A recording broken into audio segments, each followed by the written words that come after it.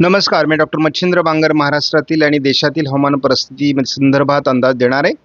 आपण बघतो की गोव्याच्या दरम्यान तयार झालेलं कमी दाबाचं क्षेत्र तीव्र झालं असून त्याचं वेलमार्क लो प्रेशर झालं आहे. त्यामुळे महाराष्ट्राच्या काही भागात अतिवृष्टी किंवा मुसळधार पाऊस होण्याची शक्यता वाढते आहे. सध्या मान्सूनची प्रगती कमजोर असून जवळपास पूर्वेकडून 21 तारखेपासून 23 तारखेपर्यंत मान्सूननी प्रगती केलेली नाही. तर जवळपास 4 दिवस 19 ते 23 मान्सूनने अरबी समुद्राकडूनही प्रगती केलेली नाही आणि एक प्रकारे मान्सूनमध्ये अडथळा निर्माण झाल्याची परिस्थिती सध्या जरी असली तरी पुढील 2 दिवसात मान्सूनची प्रगती होईल असा अंदाज आहे.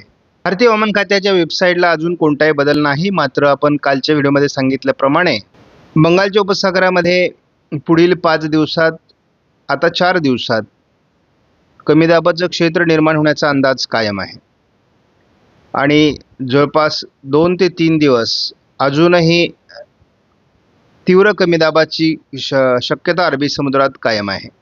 सध्या ताज्या अंदाजानुसार गडचिरोली आणि चंद्रपूरच्या काही दक्षिणी भागात, त्यानंतर रायगड, रत्नागिरी, सिंधुदुर्ग, कोल्हापूरच्या काही भागात पावसात जोर वाढण्याची शक्यता आहे.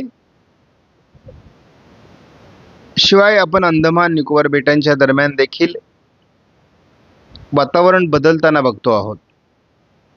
त्यामुळे भविष्यामध्ये दक्षिण भारतावर पाऊस वाढू शकतो. शिवाय केरळ आणि अरबी समुद्राच्या बऱ्याच भागात पावसास अनुकूल परिस्थिती अजून कायम आहे.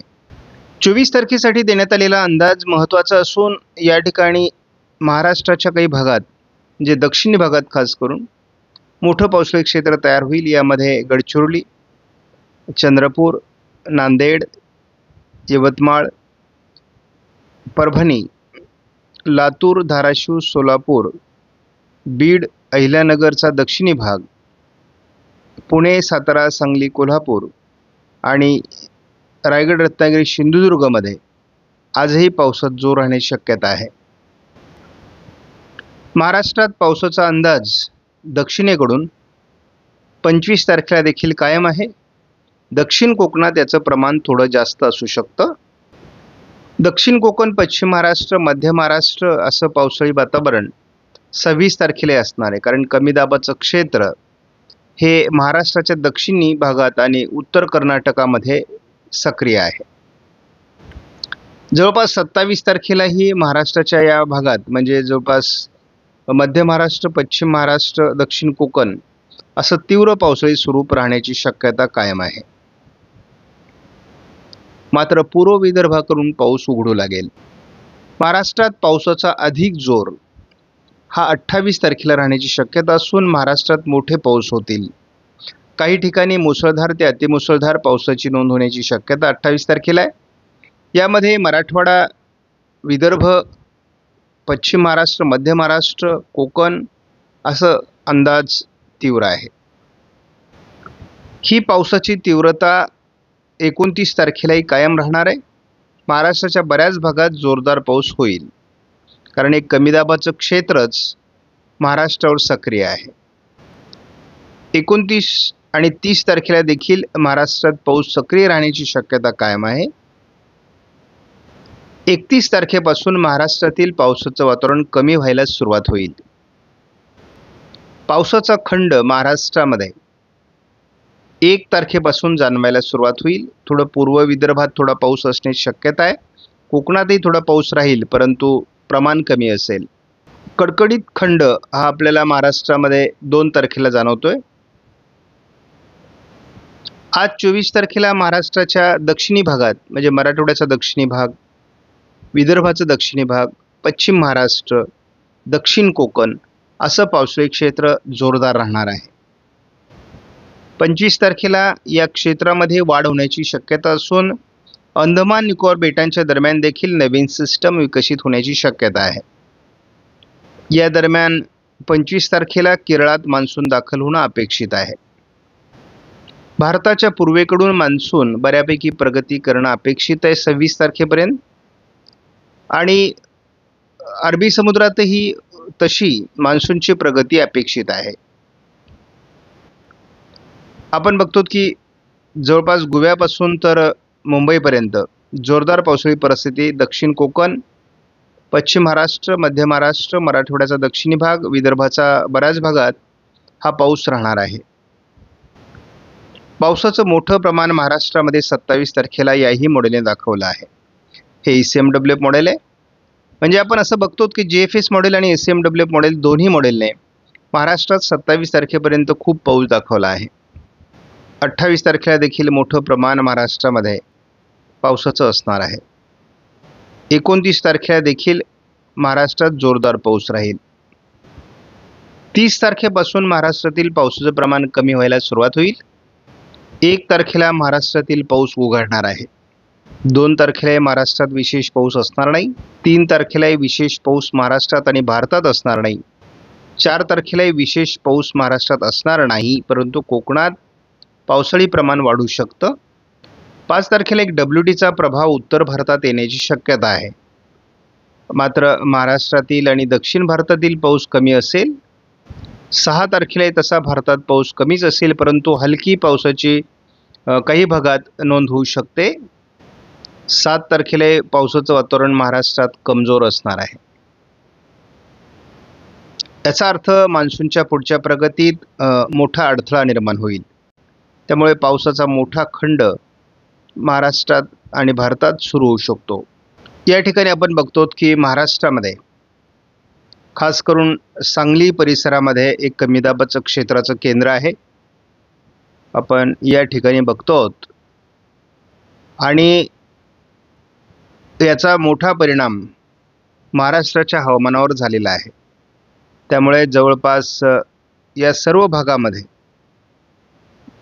खूप मोठं पावसाळी क्षेत्र आपल्याला कायम असल्याचं दिसतंय आणि त्यामुळे जवळपास अजून 8 दिवस 30 तारखेपर्यंत हे तीव्र पावसाळी स्वरूप राहणार आहे. त्यामुळे बऱ्याच भागात पूर परिस्थिती किंवा अति पावसाची नोंद होईल. अति मुसळधार पाऊस काही विभागात होणार आहे. त्यामुळे मे महिना तसा आपल्याला जरी जास्त पावसाचा असला तरी त्याचा विपरीत परिणाम हा आपल्याला जूनमध्ये भोगावा लागणार आहे. हे पावसाळी वातावरण आपल्याला साधारण 1 तारखेनंतर तसं 30 तारखेपासूनच कमजोर होताना दिसणार आहे आणि हे केवळ महाराष्ट्रातच नाही तर संपूर्ण भारतात याचा परिणाम होणार आहे.